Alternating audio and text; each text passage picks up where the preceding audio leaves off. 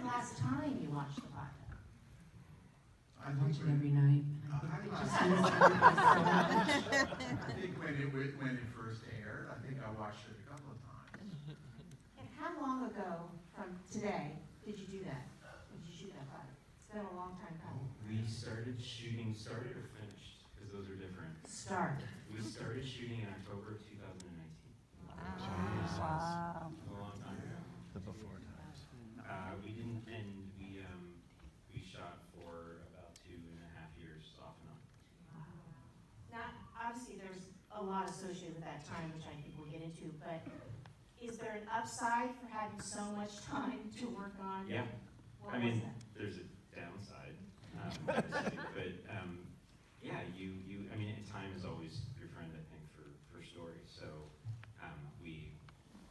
there was a moment where we felt like every show should stop after episode 5. Just take like 6 months and figure out what's working. That was, there are things that are better because of it. Obviously, we wish we could have just gone straight through, but yeah, for sure. I think we had the time, we tried to use it. So I didn't read the book. I don't know how many folks in here read the book. So when I first heard the title, The Old Man, I immediately went to, okay, man, that's ageist. And I assumed it was Jeff Bridges was the old man. And so why can't you just call him the man? And then once I watched the show, I realized, okay, maybe Jeff Bridges isn't the old man. It could be another old man. That's the burning question? It could be anyone? Jeff, take it. There are 4 candidates. Qualify. No, I thought I was the old man too. And when then Joe Gray was on the spot, I don't know if you guys have seen him. He's wonderful in the show. Yeah. I said, Joel's the old man, right? And he goes, yeah, I guess so. And I said, well, that's pretty cool. That's kind of like, I'm not the Big Lebowski, Just doing other stuff. I kind of fit into my game plan. So, but like John was saying, we don't qualify. Typecasting, right, John? Yeah, we're all old. It's gonna be old men. It's changing. It's so great that there's a show where you have 4 choices. They're looking out for us old folks. So there's no definitive answer on that, correct? Everybody's got their own man. It's a state of mind. All right, so I want to go start with the pilot, especially the first few undignified moments of that in the bathroom, which I think a lot of us could relate because there's a lot of laughing, especially in the doctor's office and the reaction to the doctor. Tell me about starting it that way and why that was important. I think we actually, the pitch started that way when we sold the show. It started with me. I think it felt important that it was important to me, it was important to Warren, it was important to all of us that we didn't want to do an action movie that happened to have an actor who was 70 in it. We wanted it to be an action movie that was about something and that took seriously that a person at that point in his life has things he deals with that Jason Bourne doesn't deal with when he's 30 years old. Or at least I hope he doesn't. And so I think you just kind of have to jump in with both feet and own it. And that felt like a good way to start that story and make it clear that that was our intent. Jeff, it got very actiony in the pilot episode. Did you see that in the script and was your first reaction, hell yeah? Yeah. Listen, I've done a lot of fights and movies I've done. I don't think I've done as many as in this show. At 73, it's pretty wild. But I look forward to those, And we fortunately had some great stunt coordinators, Tim Connolly and Henry Kinsey, and we had some great guys. Tommy DuPont, a guy I worked with a lot. So working out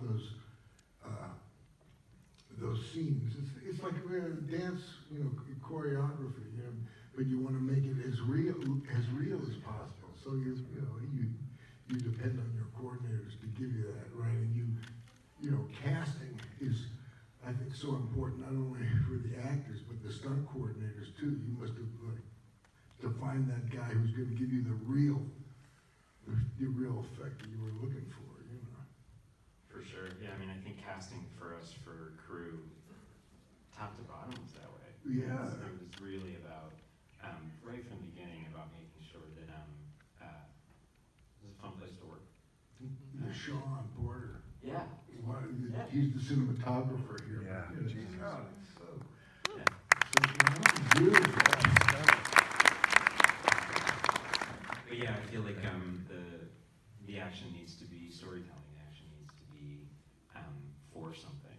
And I think that was also something that, that we really wanted to commit to early, that it was never just gonna be noise.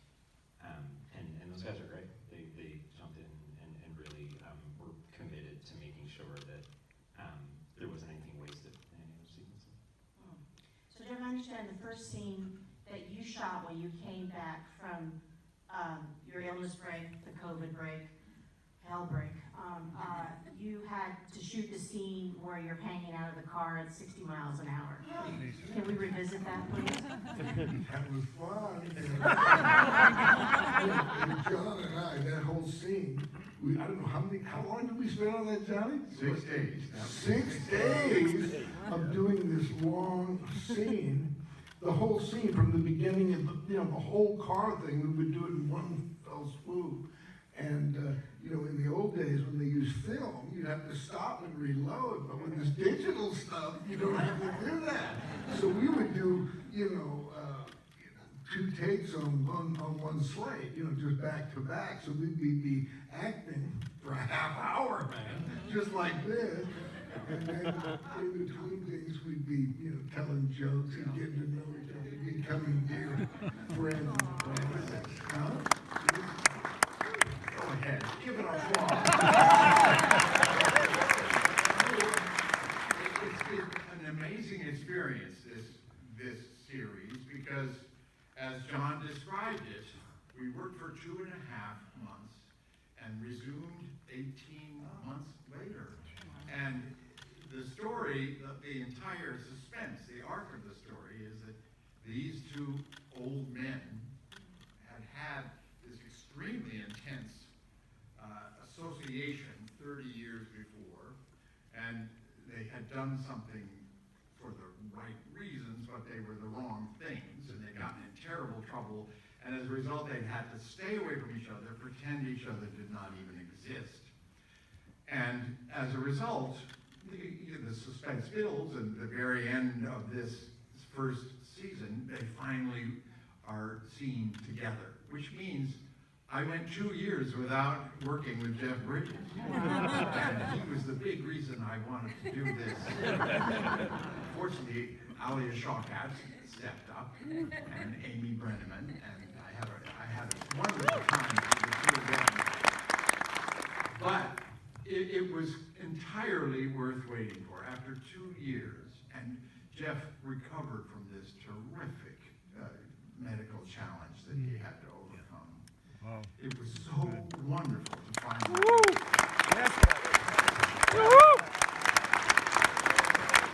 and to work with him in this unique scene, because it was really like rehearsing and performing a one-act play, and just logistically, we were stuck in a car together for 6 days. It was literally like crossing the country with your college roommate. Because we were just sat there in a stationary car, pretending we were roaring along for 6 days. And yes, we were all mic'd up. The entire crew was listening to us becoming old friends. What did you talk about? You have to say what you talked about. Well, we have so much in common, and we're both from acting families, for one thing. We're pretty gregarious, One thing about actors, and I think these 2 guys are good examples, or this is the way I relate. I think we've probably talked about this. You show up, you only have a certain amount of time to do what you got to do, and we all are actors. We know what we're going through. Let's get relax, man. I love you, okay? We're in this together. Let's do something beautiful, right? And you just get right down to it so quickly. It's amazing how available that is, right? And it's a wonderful feeling, you know, it just happens so quick. So we just got down to it, man. Made each other laugh, told it, you know, what we cared about, just got down quickly. So, because also, you know, as John was saying, we're old friends in our story, so it's like you can say, oh, we're preparing. We're working on it. But it all, you know, but anyway. You're just fucking around. Yeah. A lot of joke telling. We like to tell jokes. You know, you have all missed out on something tonight. Amy Brenneman isn't in our first episode. Yeah. Yes. I always like showing up when you only see the first episode. Like, God, where's she here? I was saying to Amy, perhaps Amy and I can do a live version. Joking, unless you took the ball and you said, yes, let's do that. I can't remember my line. Well, I have to think that some of you have seen the entire series. Oh, yeah. Oh, good. And you have one of the greatest first scenes to introduce a character. Yeah, Zoe's a tricky little minx. Please tell me about her. She's awesome. I mean, she's an every woman. She literally is an every woman. So I think what John does so brilliantly is there's this very, very, very complicated story and these very complicated men with very complicated histories and lives, and then this woman shows up who is equally as complicated just because she is a woman who lives in America in 2022. So she is also a shapeshifter, and she, you know, it's like a Star is Born moment where we recognize something in one another. And off we go. Yeah, I mean, I was with Jeff Bridges for 60 straight days, and I felt like I was high. And you know, the only bummer was like I couldn't, you know, have a big vodka after work because you know I had to go home to my children. So I was like literally like, wow, it's going to be the only thing better would be to be on location, and we're going to go to Morocco, and it's going to be so great. And then you know, COVID. So we haven't done that, but one day we will. You have to say, what was your very first impression of Jeff when you met him? And I also have to ask you, did you happen to see Jeff in Against All Odds, specifically the shirtless scenes in the cave? Sorry, Jeff. I had my little cry. He knows what it's Fearless, really. Fearless was a huge movie for me. And so, yeah, I mean, it was, we were just available to each other. We kind of did what the characters do. There's also the kind of, which we share as well, there's sort of a multi-dimensional layering and connections. And, you know, we talk about, you know, acting, and then we talk about Ram Dass. And the actually, well, I mean, there's so many moments that were delightful, but it really was that the nightmare when we're laying in bed and then you have a nightmare of your ex-wife. And I didn't have to do an end if anybody's seen the scene. Like I was just being a sleeping actor, and he had to wake up and then have this like really intense scene, and then you know we do it again. And I just remember he'd wake up, do the really intense scene, and this is like a girlfriend would go like, so anyway, when I was in 7th grade, and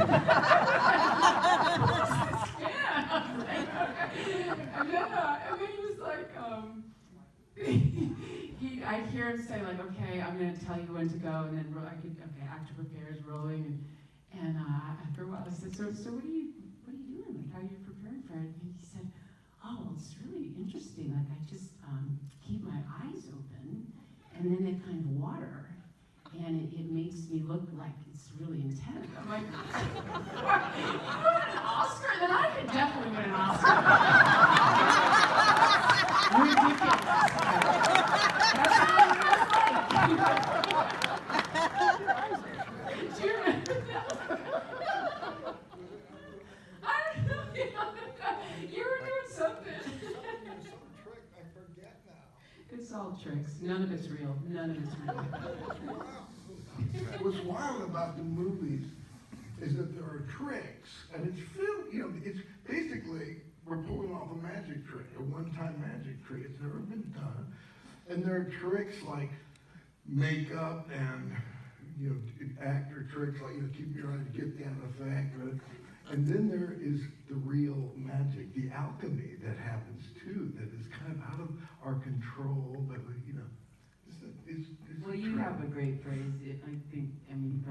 You call it, "Do you catch the dream?" It's like this beautiful kind of alchemy, and can you catch the dream and share the dream, and then off you go. What are some of your acting tricks, John? You have.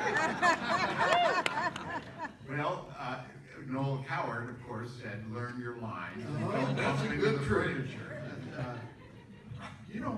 I've actually discovered one thing, which I think is all mine, and I usually keep it secret, but since we're such an intimate group tonight, I used to have a terrible trouble breaking up on stage. Things would just amuse me, even in intensely serious plays.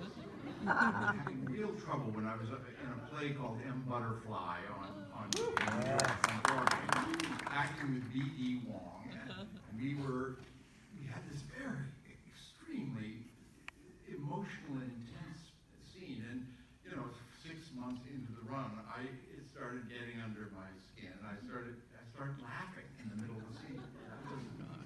I would look at B.E. and I would just start to giggle, and it was a mess. And I couldn't stop it. And one night I was looking at him, and I looked into these jet black eyes of his under this bright white light, and I realized I could see my reflection in his eyes.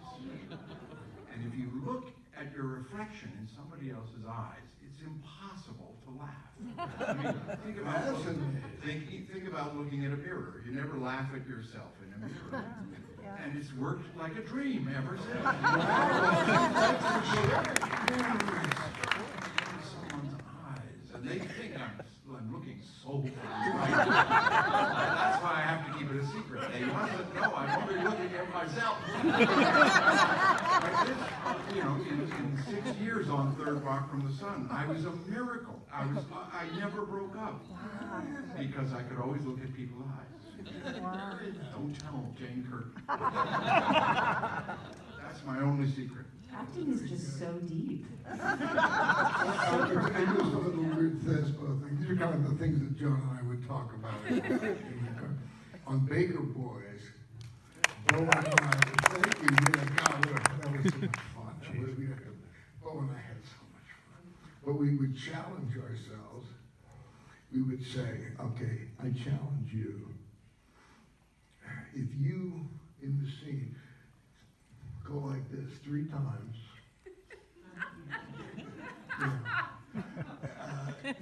we give you, and so one of the things that we did, and this would be hard to see, I can do it for you, John, but the audience probably won't see it.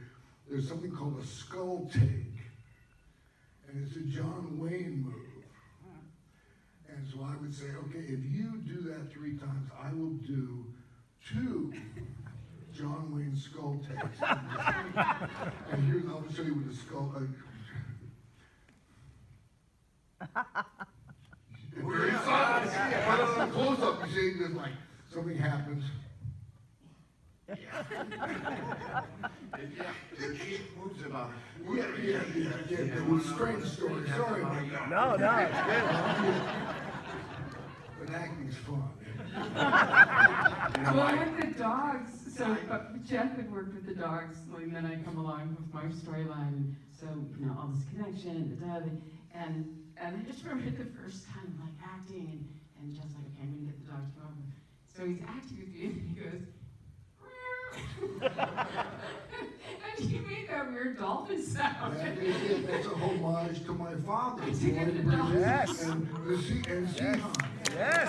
So often in times the crew will say, how are we going to time when the dolly comes? And I'll say, well, I'll dolphin. Like, you want orca or?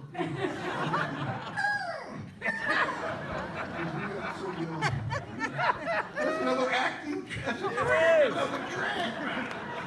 a lot tonight. Skull takes an orchestra. Can you wiggle your ears? Can you wiggle your ears? And I what? Wiggle your ears? Not really. If you're better at it than I. So that you have to be able to do a skull tape, probably. Wait, Jeff, did you just wiggle your ears? Yeah, a little bit. A little bit of it. Yeah. Was it impressive? Yes. Worth an Oscar. I don't know where to go next. Second season. Oh, gosh. Amy, why is Zoe, obviously besides the chemistry, why is she attracted to Dan? He looks like an old Jeff Bridges. No, in that scene, actually, I think I told you this, Jeff. I'm like, why would Zoe ask him out? Like, why? You know, this scene, and I always imagine like Zoe's so isolated, doesn't have a lot of good friends, but then she gets this renter, she needs the money, and then she goes in and she calls her like best gay friend in New York, and she's like, that guy like really looks like Jeff Bridges. Like, ask him out. Come on, you know? Like I have to manufacture this whole thing. I think she is attracted to Dan.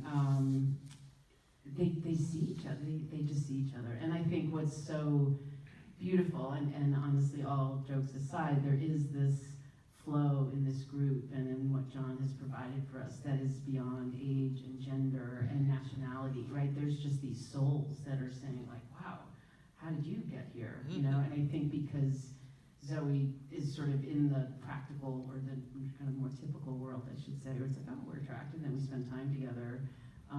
She has no idea, you know, what she's welcomed into her life. But I think there's real, and then for any of you who've seen the whole thing, that beautiful, I think it's in episode 6, where she's like, oh my God, you played me. You played the whole, you know, but then I understand the game as well, so I'm learning the game too. Let me ask you about the heart stuff. Okay, so this was obviously based on a book. You made some decisions that differ from the book. Again, I don't know how many of you read it. In the book, Dan steals money. In the show, he steals the wife. Why did you make that change? I think a number of reasons. I think some of it was the process of adapting it into a show where we would want to spend time in those flashbacks.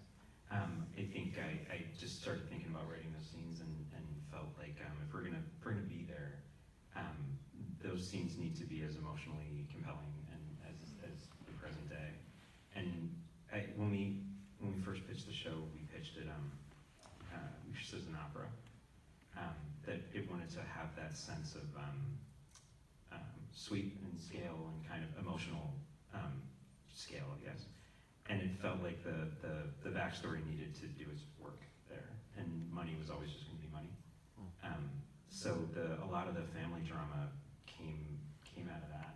I think in some respect, I mean the book is really a lot of fun. It's great, and it both the book and Thomas Perry as a partner, we're happy to kind of invite me into it to sort of start there and then to just play.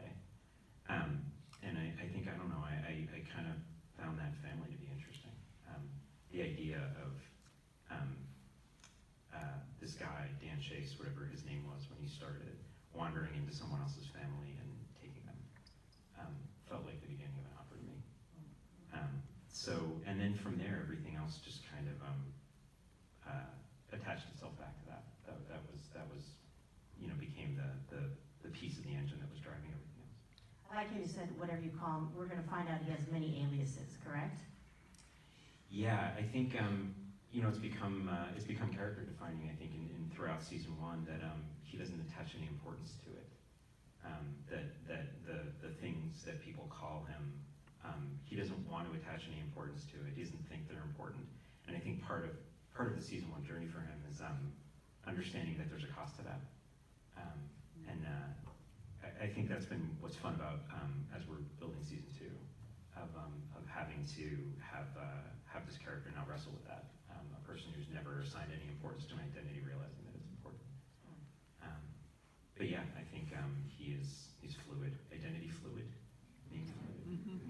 One other nerdy little change too from the book. In the book, it's Hamza. In the series, it's Hamza. Why did you change that name? We changed a fair amount about the backstory because I think in wanting it to feel specific. This was a story about a Cold Warrior, I think. It was a story about a guy who would have been in Rambo 3 in the 80s. And that felt like it wanted to be attached to something that felt more specific to that period in time, which brought us to Afghanistan. And then once we got into that, we really wanted to make it a character, get it right. And I think so culturally he became a Tajik warlord in the Panjshir Valley. And so we tried to honor as much of the book as we could in it, but tried to make it true to that world. And Jonathan, we probably should have asked you, do you have any parlor tricks? Can you shake your ears or anything like that? No, I'm learning a lot Put your tonight. tongue to your nose. No, it's pretty great.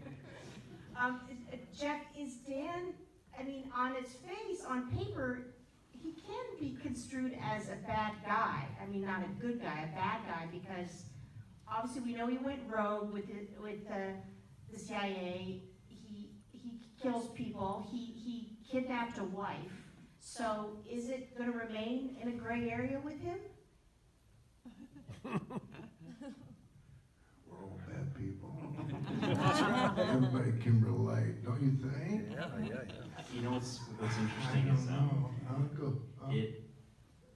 we've talked about this a little bit, but I think that question, if you do it right, implicates the audience in the question of what are you watching him do that you forgive him for because you're used to a character doing it. What would you not forgive that character for if it didn't look like him? It's interesting to watch how people react to that, and I think we try to use that. There are things I think that his character does that are really abhorrent, but he's an action hero. And But what's in the last you're part? an action hero. Yeah. And it's interesting to watch the way an audience processes that. They don't process morality the same way. Oh, And that- you can yeah. fuck with that and use that to kind of make that question do more than I think. And how, we talked about, maybe I won't say it, I'll talk about this, maybe just give it too much away, because it's still kind of, it's wild doing movies, where you have an end, and with this open thing, it's like life, it's all open, you don't know quite Television. It's just where it's understanding going. television. Say that again, what'd you say? I'm watching you understand television.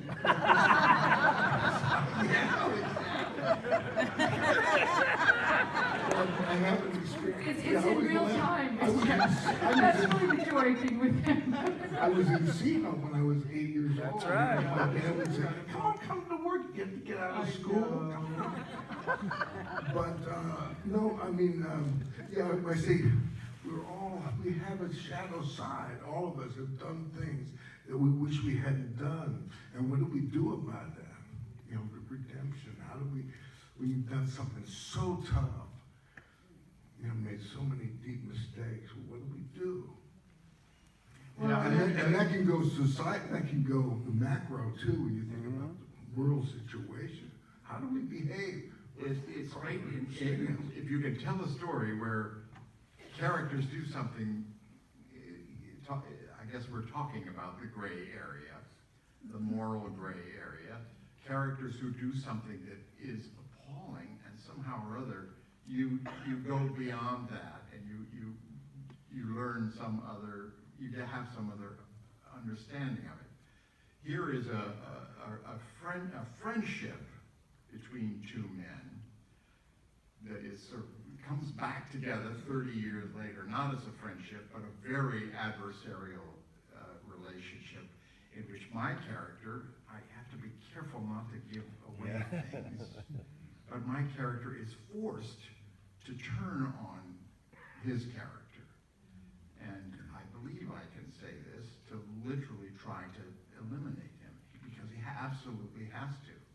And you just love a story like that, because it takes an audience to a place where, my God, I can't accept this. Oh yeah, I can accept this. I understand it now. and we'll move on. And this scene that we were talking about, the long, long scene where Jeff's character and mine are finally together, there's a moment where he says, you tried to kill me, but I'm ready to move on from that. And what a great story. That these two men can reach that point and indeed move on because they absolutely have to. They're just forced. It's like a chess game in which you have absolutely no other move to make. There's a lot of unanswered questions, and if you can go down a rabbit hole, which I did, I went on and read it, which is a big rabbit hole, and there's some people who assume that Dan and Harold are brothers, based on what Joel Gray's character said. Is that a fair guess, Jonathan? Yeah, I mean, it's a fair guess. I mean, I think there's a part of this story that I think lives in the backstory and lives in the present day story, and it's very much a story about found family, and how all of the most important connections between characters are, in a spoilery way, almost a spoilery way, not biological. Jeff with his Dan Chase with his wife. Sorry if anybody didn't watch the finale, with his daughter. No one's biologically related, but they're having all of these same familial conflict and angst, and so to me, I think I like that about it. That they're just this weird little family of this guy who was running the CIA and found these two boys he liked because they reminded him of himself, and just a strange little family that they put together. We have to say a little something about Alia Shawkat. Jeez, She's yeah. so She's wonderful. a superb actress, and an actress who can create such mystery and such inner conflict. And it's a story it's just built for her kind of talent, because she has to navigate so much, keep so many secrets, even from people that she's very, very close to. And you know, it's and just such a pleasure to work with. She's just a wonderful actress.